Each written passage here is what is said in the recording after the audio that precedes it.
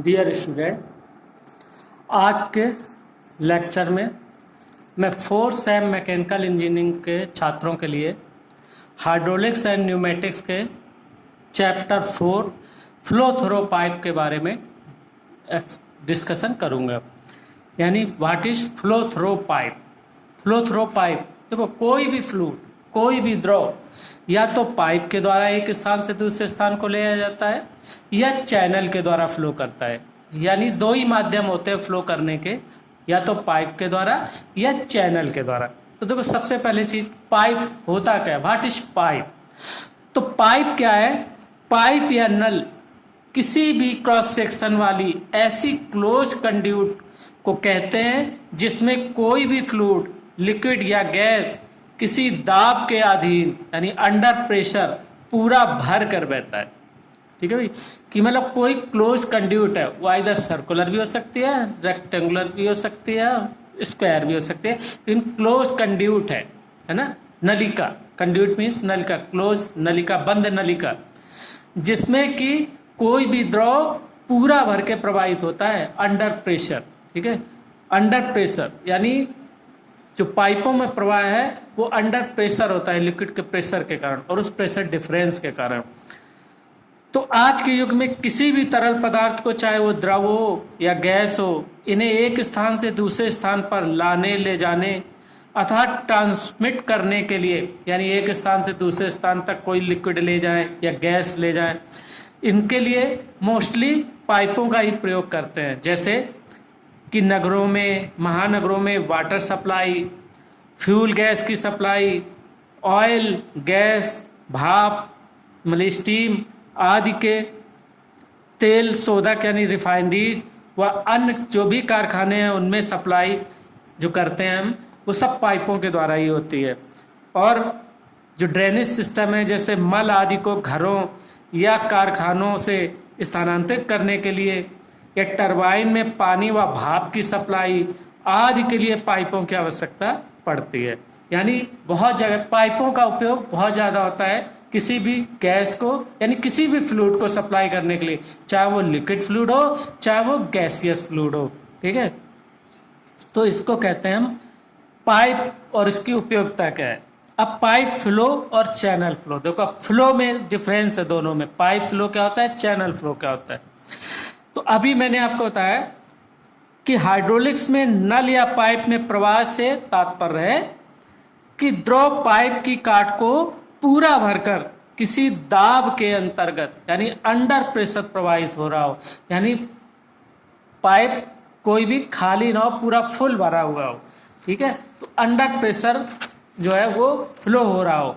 और यदि pipe, mostly pipe circular cross section वाले होते हैं, यदि पाइप की क्रॉस सेक्शन पर द्रव पूरा भरकर नहीं बहता, ठीक है, यानी जैसे ये क्रॉस सेक्शन है पाइप की, तो यहाँ पर तो ये पूरा भर के प्रवाहित हो रहा है और ये देखो इतना खाली है।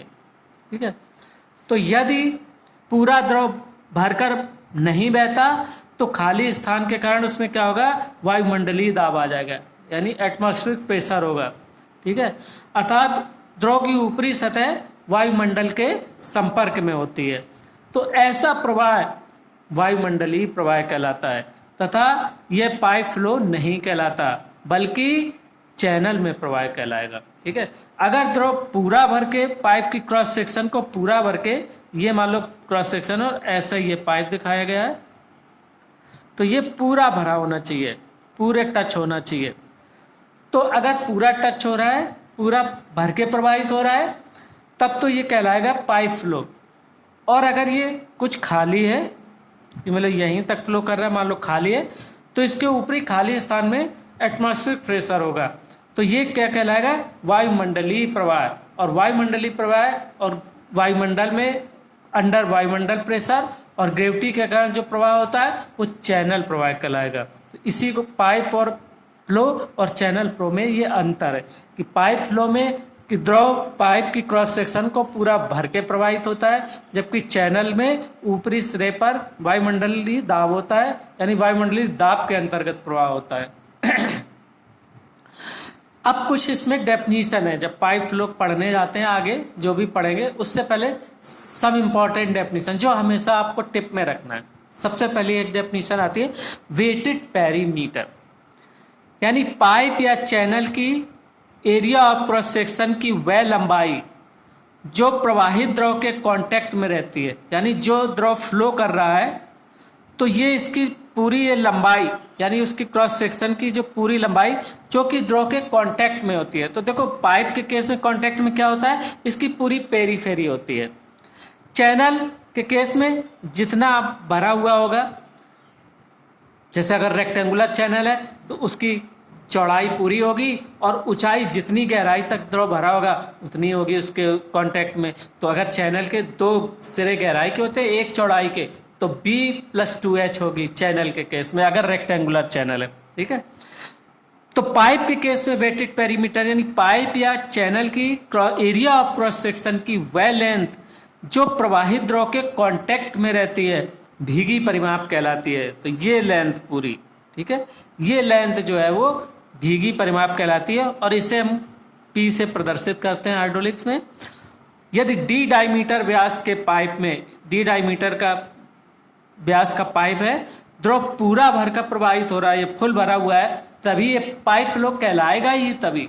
तो पाइप फ्लो के लिए भीगी परिमाप एक ही होती है, पाई डी, यानी P = पाई डी, क्योंकि अगर D आया है तो इसकी पेरीफेरी कितनी होगी, पाई × D। तो ये पाइप फ्लो के केस में तो वेटेड पेरीमीटर P = पाई डी ही होगी। अब अगर खाली है, कुछ ऊपर वायुमंडलीय दाब है, अंशतः प्रवाहित द्रव है, तो ये चैनल प्रवाह होगा। तो चैनल, इस चैनल के लिए सर्कुलर चैनल के लिए अलग होगी भीगी परिमाप, रेक्टेंगुलर चैनल के लिए अलग होती भीगी परिमाप और ट्रेपेजॉइडल सेक्शन के लिए अलग होती है भीगी परिमाप। तो ओपन चैनल जनरली 2 ही तरीके की होती है, तो रेक्टेंगुलर या ट्रेपेजॉइडल। ये सर्कुलर चैनल तो क्लोज चैनल होती है जिसमें ड्रेनेज सिस्टम वगैरह के लिए जब हम पाइपलाइन डालते हैं तो वो पूरे भर के जरूरी नहीं है बहते हों, लेकिन जो वाटर सप्लाई के लिए पाइप यूज करते हैं उसमें पानी पूरा भर के प्रवाहित होता है। ठीक है, तो उस केस में सर्कुलर चैनल होती है क्लोज। तो यदि मान लो कि ये अंशतः प्रवाहित है और ये मान लो इसका रेडियस है और ये एंगल बनता है थीटा, तो रेडियन में तो आपने पढ़ा होगा चाप क्या होता है, थीटा = चाप बटे त्रिज्या। तो अब ये क्या हुआ, इसका चाप है, आर्क है ना। तो भीगी परिमाप क्या है, इतने को टच कर रहा है, इस तरह इतने को टच कर रहा है, तो भीगी परिमाप क्या होगी, R × थीटा, क्योंकि थीटा बराबर क्या होता है, तो भीगी परिमाप R × थीटा है ना, यानी ये चाप, क्योंकि चाप = रेडियस × एंगल रेडियन में। तो जहां R पाइप की काट की त्रिज्या, थीटा केंद्र पर बना कोण रेडियन में। तो इस केस में भीगी परिमाप जो होगी वो क्या होगी, P = R × थीटा। अब नेक्स्ट डेफिनीशन इसकी आती है हाइड्रोलिक मीन डेप्थ। और देखो ये सब बहुत इंपॉर्टेंट है, चाहे चेजी फार्मूला होगा आगे, चाहे DRC फार्मूला होगा, चाहे चैनल के केस में कुछ कोई भी फार्मूला होंगे, सब में इस m का मान जरूर रखा जाता है, ये आता है। तो ये कहलाती है हाइड्रोलिक मीन डेप्थ।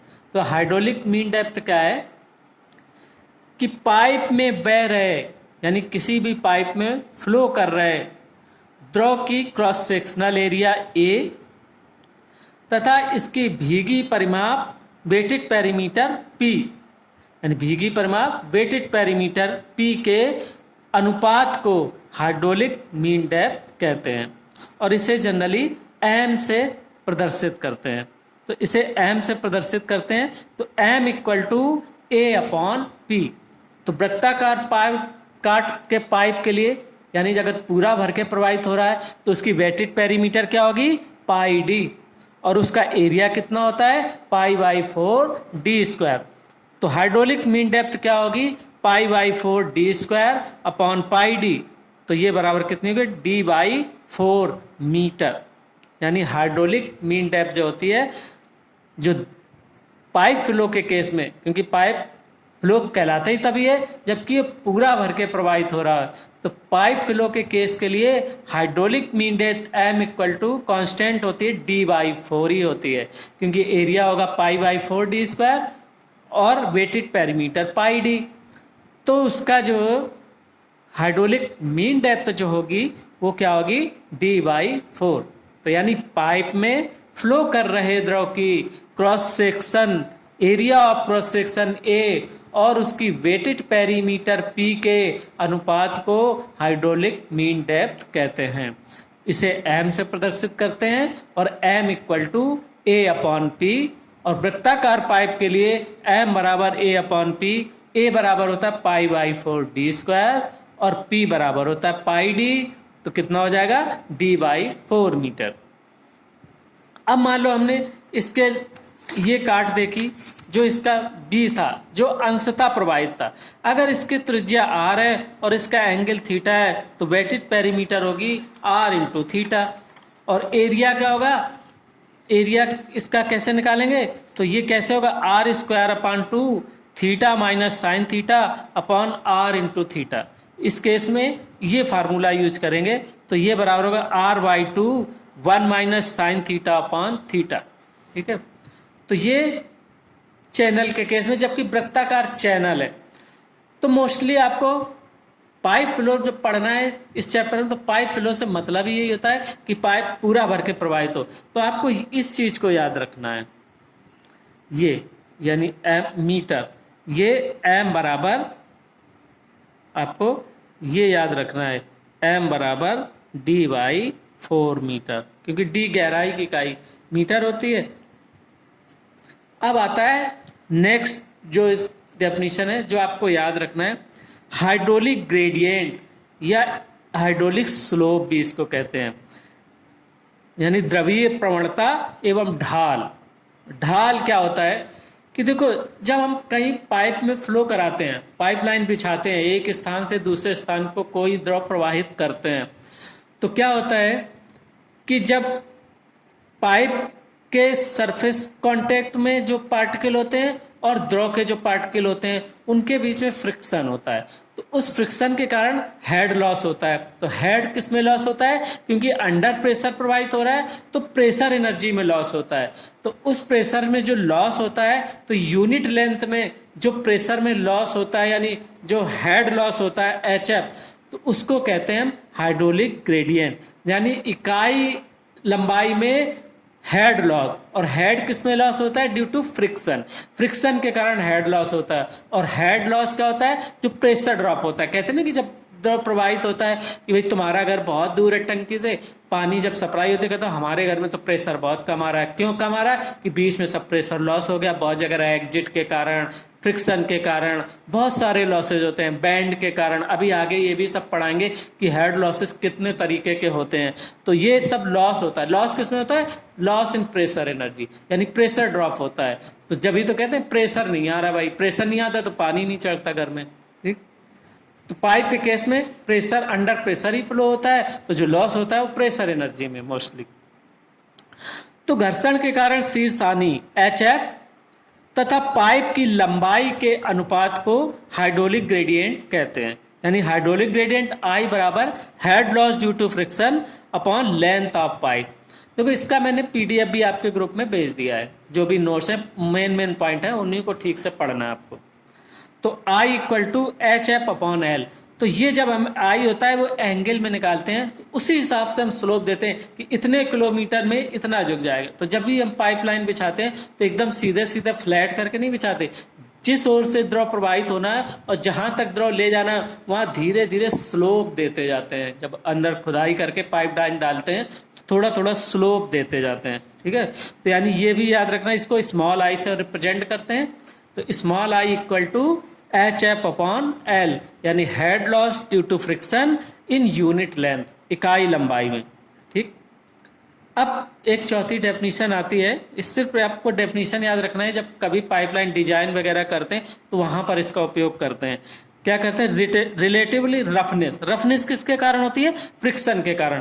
तो जैसे जैसे पाइप पुराना होता जाता है ये रफनेस बढ़ती जाती है। जब बढ़ती जाएगी तो फ्रिक्शन के कारण हेड लॉस भी बढ़ता जाएगा, क्योंकि कोएफिशिएंट ऑफ फ्रिक्शन का मान भी बढ़ता जाएगा जितना ड्रॉप होता जाएगा। तो ये जो रफनेस है, इस रफनेस, इसे समानता इस डेल्टा से द्वारा प्रदर्शित करते हैं। यदि पाइप का व्यास D और इसकी सतह की मोटाई S है तो relative roughness = 2S upon D, जहाँ 2S ये मोटाई है, ये दो मोटाइयाँ हो गई और ये डाया डी। तो जो रिलेटिव रफनेस जो होती है वो होगी D upon 2s upon D. तो इसकी सिर्फ डेफिनीशन है, ठीक है भाई, कि जो सरफेस में कांटेक्ट में तो रहता ही है द्रव, तो पार्टिकल के बीच में फ्रिक्शन जितना बढ़ता जाएगा तो ये रफनेस भी बढ़ती जाएगी। जब रफनेस बढ़ती जाएगी तो head loss due to friction भी बढ़ता जाएगा, यानी घर्षण के कारण शीर्ष हानि भी बढ़ती जाएगी। इसी को हम कहते हैं रिलेटिव रफनेस। अब देखो, सबसे पहला हेड लॉस जो डार्सी ने अध्ययन किया है, जो डार्सी ने अपना फार्मूला बनाया है कि कितना होता है ये फ्रिक्शन के कारण हेड लॉस, ठीक है भाई। तो डार्सी ने पाइप की लंबाई में प्रवाह के अंतर्गत घर्षण के कारण शीर्ष हानि का ये इक्वेशन दिया।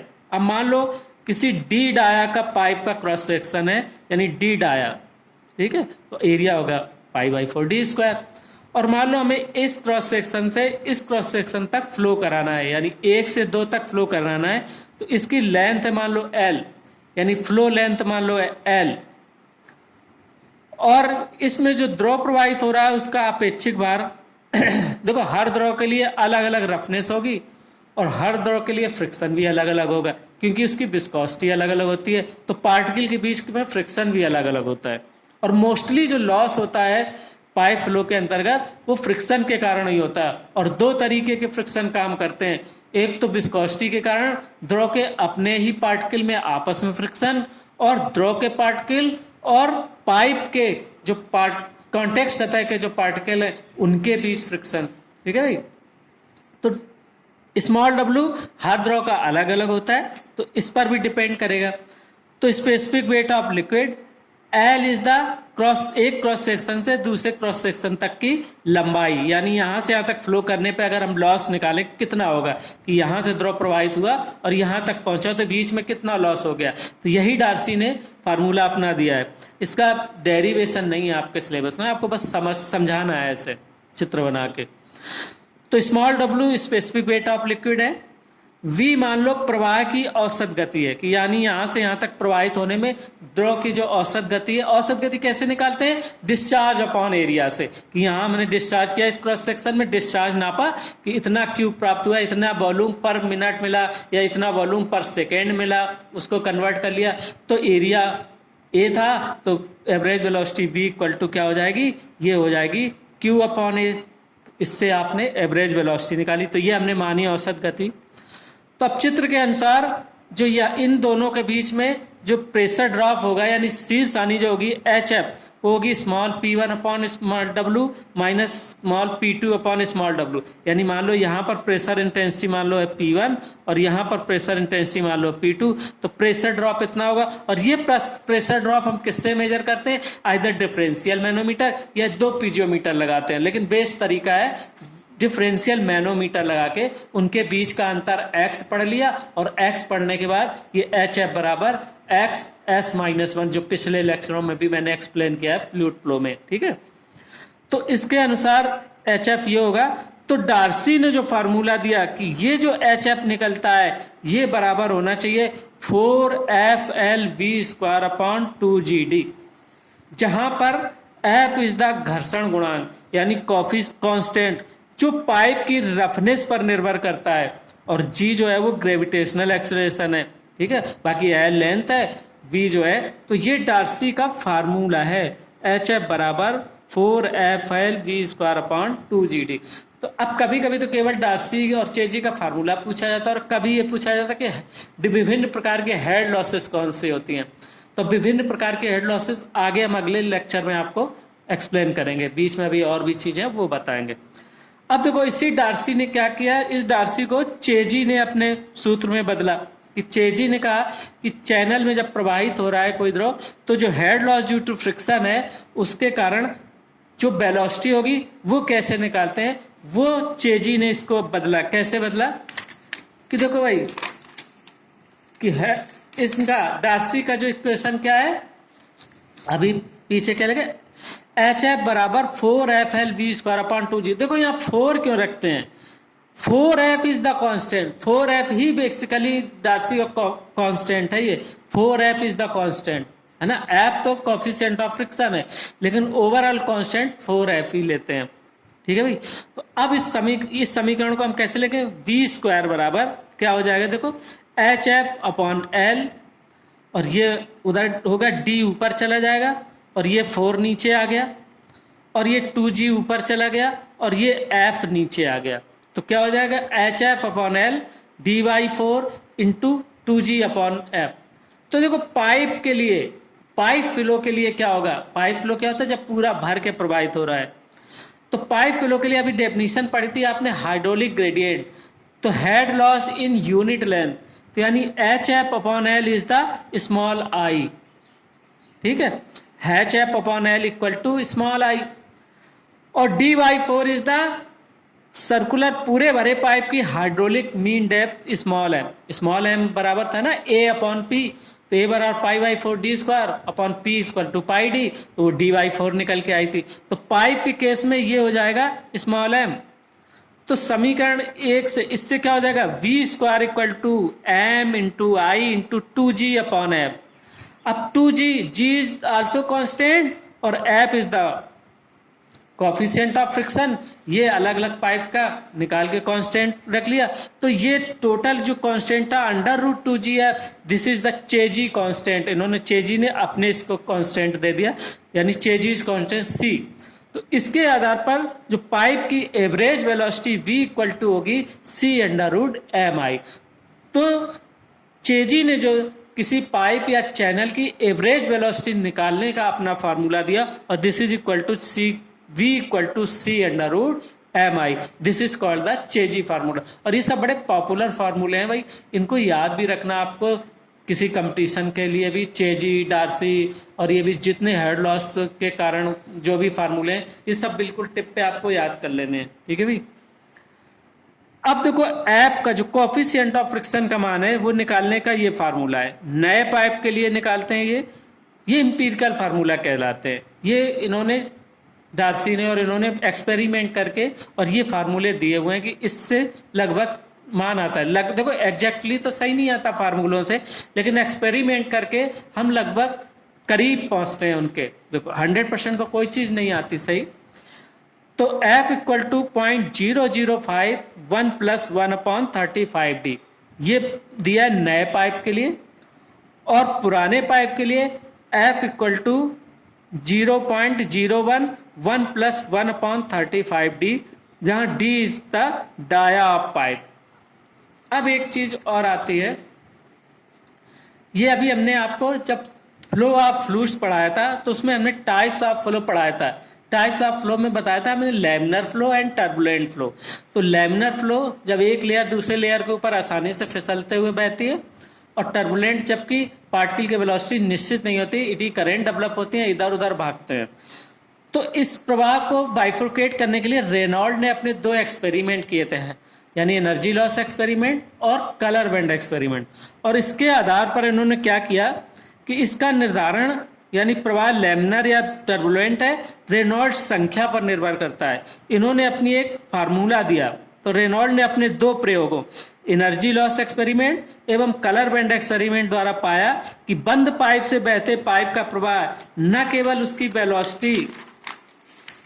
वेलोसिटी पर निर्भर करता है, वरन कुछ अन्य बातों पर भी निर्भर करता है। इसके लिए उन्होंने एक इकाई रहित फार्मूला दिया, जो ये है Rn इक्वल टू ρVD/μ, जहां रो लिक्विड की डेंसिटी, V पाइप में द्रव की औसत गति, D पाइप का व्यास, और mu is the coefficient of viscosity. देखो विस्कोसिटी भी पाइप फ्लो में बहुत बड़ा फैक्टर होता है। हमने पहले शुरुआत में बताया था फ्लो के जो फैक्टर होते हैं, विस्कोसिटी, पार्टिकल का आपस के बीच में फ्रिक्शन, ठीक है, और हर उसकी विस्कोसिटी तो है ही है, और सभी पार्टिकल की डेंसिटी भी अलग अलग होती है हर लिक्विड की, तो ये उन्होंने एक फार्मूला दिया। और इस फार्मूले में मान लो एक पर्टिकुलर लिक्विड के लिए रो कांस्टेंट, एक पाइप हमने कंसीडर किया डाया कांस्टेंट, और म्यू उसकी मान लो विस्कोसिटी कांस्टेंट। तो इन्होंने V निकालने का फार्मूला दिया क्रिटिकल वेलोसिटी निकालने के लिए। 2 एक्सपेरिमेंट के धीरे धीरे V बढ़ाते गए, और V कैसे बढ़ाते जाते हैं, डिस्चार्ज बढ़ाते जाते हैं, एरिया कांस्टेंट है तो V का मान बढ़ता जाता है।